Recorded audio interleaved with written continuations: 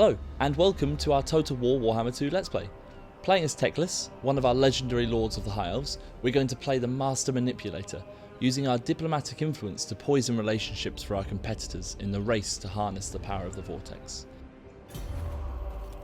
High Elves are a perfect fit for this playstyle. They have unique campaign mechanics such as Elven Espionage, which allows us to see the territory of anybody we trade with, as well as Intrigue at Court, which we will talk about later.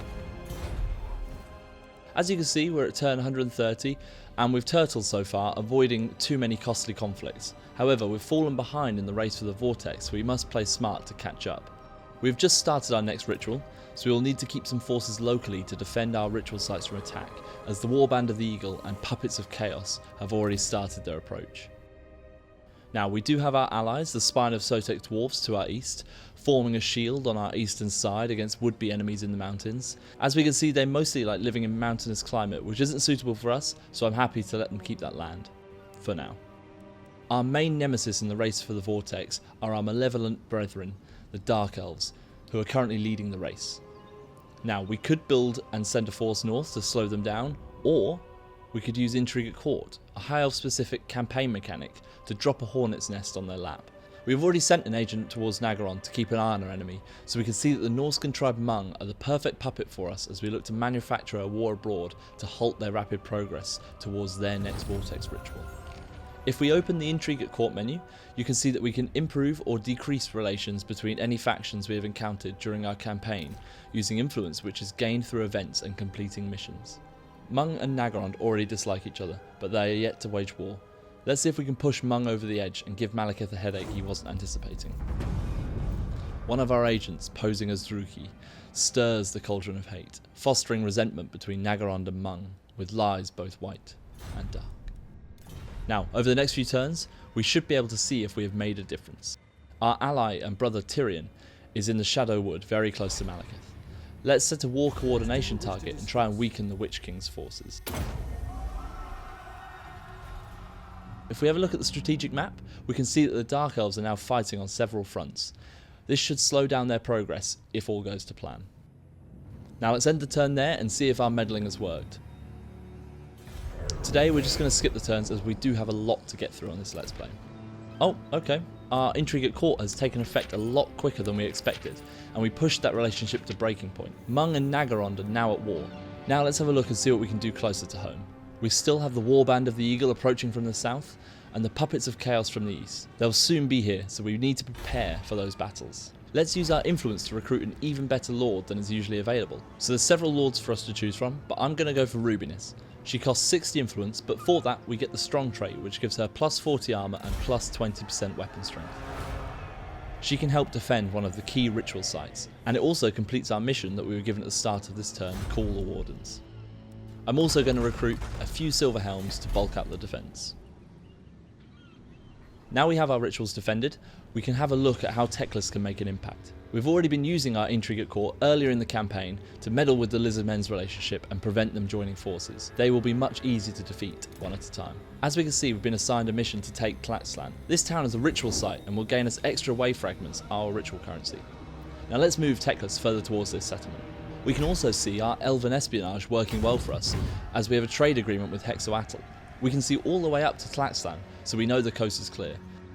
Let's steal some technology using our mage Kavina to help increase our research rate. This has caused her to level up, so let's upgrade her steal technology skill and we can end the turn there.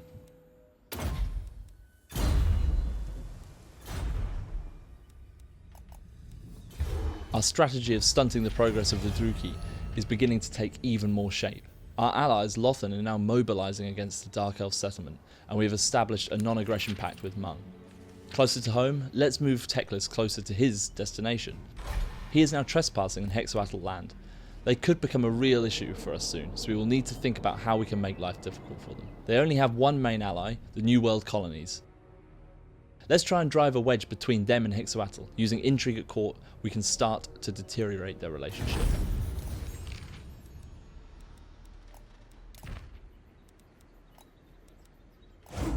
Some dare defy us. We shall sour relations between Lord Mazdamundi of Hexoatl and Philip Billings of New World colonies. In the long term, this will be far more destructive than a direct strike. Now they're still trusted friends, but we are starting to sow the seeds of doubt. Because we are still trading with Hexawatl, we can see that they have their main army in the Northern Territories. If we can destroy their relationship with the New World colonies, we could split their territories and make it easier for us to take those settlements. Now, if we head back to our ritual sites quickly, we can see the forces are almost on our towns. Let's move Rama further down south to help reinforce our ritual site. We can't afford to lose it at this stage of the ritual. We will need to move her into march stance to ensure she gets there in time. Even though our army will be tired in battle, it should be worth the risk. And we can end the turn here.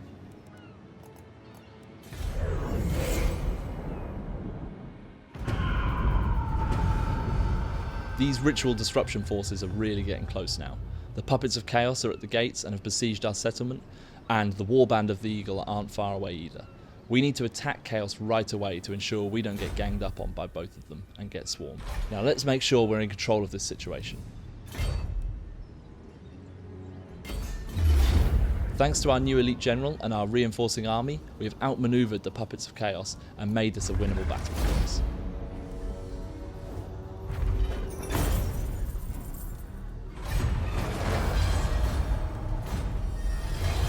Now let's upgrade our new general. I'm going to choose Inspiring Presence to help with the next upcoming battle, and change the army stance to Lilia's Blessing, a new stance for the High Elves, which will help make our wizard even more powerful in the next battle. Now let's move Teclis towards his destination and end the turn there.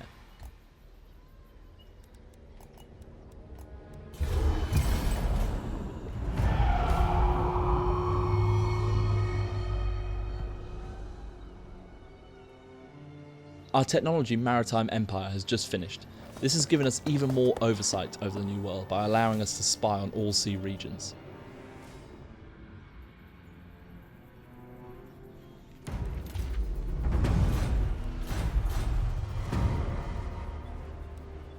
Now we need to pick a new technology.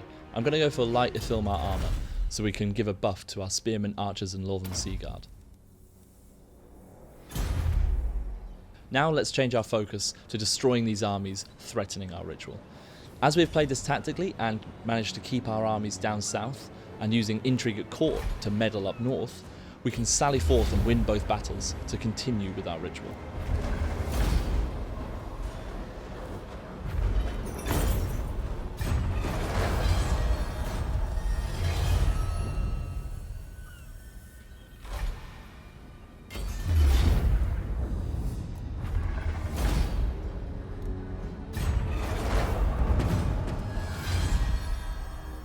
And let's also ensure that our secondary mission of taking Tlaxtlan is completed.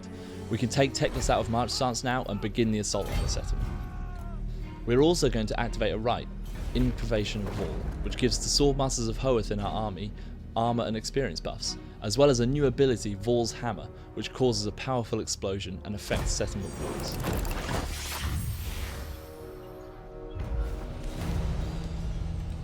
We've also been granted a powerful item. I'm going to choose the enchanted Ithilmar breastplate, which gives us an armor and melee defense boost.